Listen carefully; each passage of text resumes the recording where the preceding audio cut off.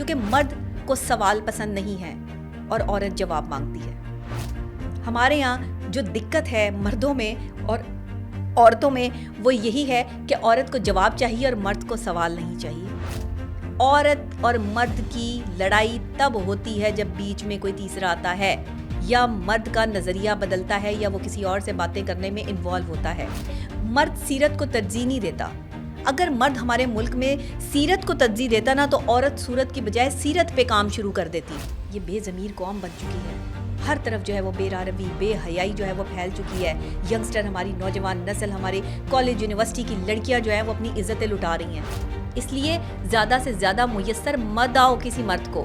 زیادہ سے زیادہ اپنی ایبیلٹی اپنا لیول اپنا خود جو ہے وہ آپ کو مینٹین کرنا پڑتا ہے. کوئی آ کے مینٹین نہیں کرتا. ایک عورت یہ فیصلہ کرتی ہے کہ مرد اس کے قریب آئے گا کہ نہیں. کسی مرد کی جرت نہیں ہے کہ کسی عورت کو ہاتھ لگا جائے.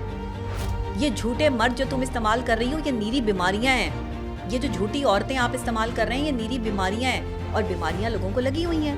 اور اگر آپ اسی طرح مختلف مردوں کے ساتھ تعلقات میں رہیں گی تو آپ سائیکلوجیکلی بالکل مینٹلی ڈیزاسٹر میں چلی جائیں گی, مینٹل النس میں چلی جائیں گی اور یہ بیماری میں ریکور کرنا مشکل ہو جاتا ہے ایک عورت کا. دیکھیں صورتحال یہاں پر کچھ اور بھی ہو سکتی ہے. جیسے ہم ایک عورت کی بات کرتے ہیں تو مرد نے عورت کے ساتھ ابھی تک صرف اور صرف شاید زندگی گزارنا نہیں سیکھا. صرف جو ہے وہ اس نے اس رشتے کو الجھن کا شکار بنا دیا جو اس کا عورت کے ساتھ ہے. مرد عورت کو سمجھ نہیں پا رہا, عورت کی ایموشنز کو انڈرسٹینڈ نہیں کر پا رہا کیونکہ مرد کو سوال پسند نہیں ہے اور عورت جواب مانگتی ہے. ہمارے یہاں جو دقت ہے مردوں میں اور عورتوں میں وہ یہی ہے کہ عورت کو جواب چاہیے اور مرد کو سوال نہیں چاہیے. عورت سوال کرتی ہے اور مرد جواب دینا نہیں چاہتا. جب مرد جواب دینے سے کتراتا ہے تو کچھ نہ کچھ غلط ہوتا ہے, کوئی نہ کوئی معاملہ ہوتا ہے. میں نے ایسے مرد بھی دیکھے ہیں کہ جو اپنی بیوی کے 100 سوالوں کے جواب بھی جو ہے وہ بڑے اچھے طریقے سے دیتے ہیں. اگر وہ اسے سوال کر رہی ہوتی ہیں تو پورے اعتماد سے ان کو سمجھاتے ہیں, بتاتے ہیں, ان پر اپنا اعتماد جو ہے وہ قائم رکھتے ہیں.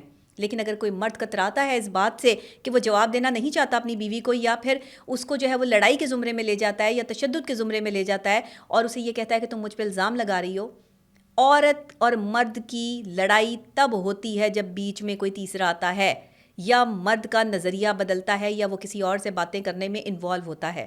جس وقت آپ کا مرد, آپ کا شوہر, آپ کا جو ہے وہ پیار کرنے والا وہ شخص جو آپ کے ساتھ پہلے بہت اچھا تھا اور وہ بدل رہا ہے تو آپ یہ ذہن میں رکھیں. اچھا پاکیزہ عورتوں کے ساتھ یہ بہت معاملات ہوتے ہیں کیونکہ مرد سیرت کو ترجیح نہیں دیتا. اگر مرد ہمارے ملک میں سیرت کو ترجیح دیتا نا تو عورت صورت کی بجائے سیرت پہ کام شروع کر دیتی. اور اگر عورت جو ہے وہ مرد کے پیسے کی بجائے اس کے کردار پر جو ہے وہ غور کرتی نا تو آج ہمارے ہاں کے سارے مرد با کردار ہوتے, با ضمیر ہوتے. یہ بے ضمیر قوم بن چکی ہے.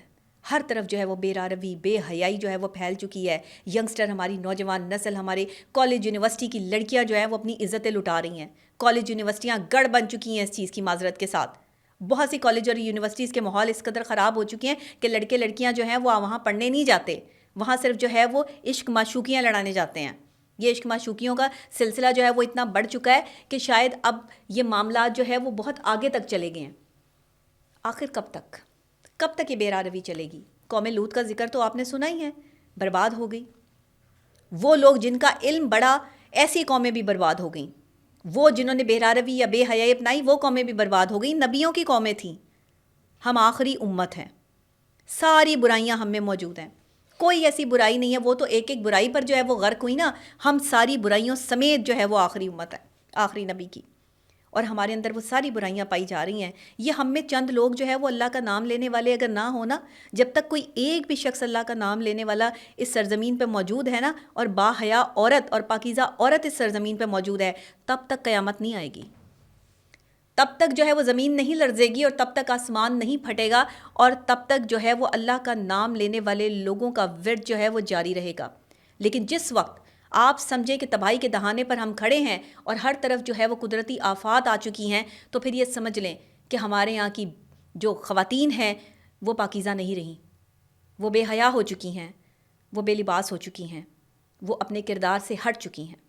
تو مجھے امید ہے کہ آج کی پاکیزگی کو قائم رکھتے ہوئے ہماری جو نوجوان لڑکیاں جو مختلف مردوں کے لڑکوں کے عشق میں گرفتار ہیں، اپنی عزتوں کو سمجھوتے کر رہی ہیں، مختلف لوگوں سے لیونگ ریلیشن شپ رکھے ہوئے ہیں، یہ ہماری نوجوان لڑکیاں جو آج بے روی کی طرف جا رہی ہیں، ناچ گانے ہو رہے ہیں، پل پارٹی ہو رہی ہے، ڈانس پارٹی ہو رہی ہے، یہ بے حیائی جو آپ پھیلا رہی ہیں، اس کا اینڈ آپ کی ذہنی صحت کا خراب ہونا ہے. آپ ایک ذہنی مریضہ بن جائیں گی اور کچھ نہیں. مرد آپ کو استعمال کرے گا ٹیشو پیپر کی طرح اور چھوڑ کر چلا جائے گا، اسے کوئی دوسرا چہرہ کوئی دوسری عورت مل جائے گی.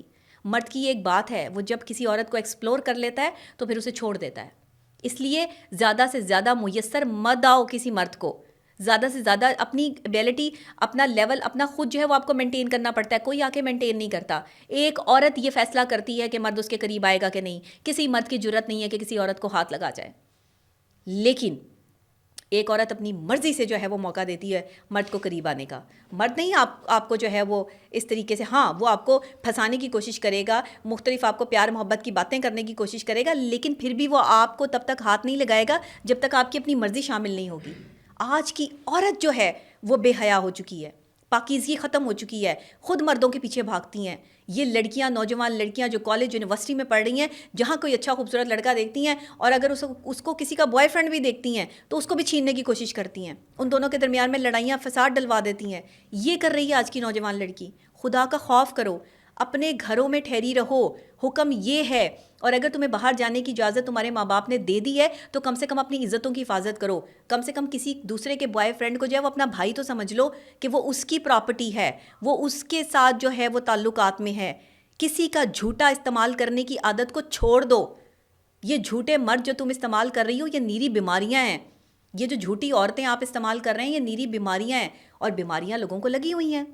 ہر بندہ جو ہے وہ یہاں کسی نہ کسی بیماری کا شکار ہے، اور لوگ مانتے نہیں کہ ہم جو ہے وہ غلط کر رہے ہیں، ہم بے حیائی کر رہے ہیں.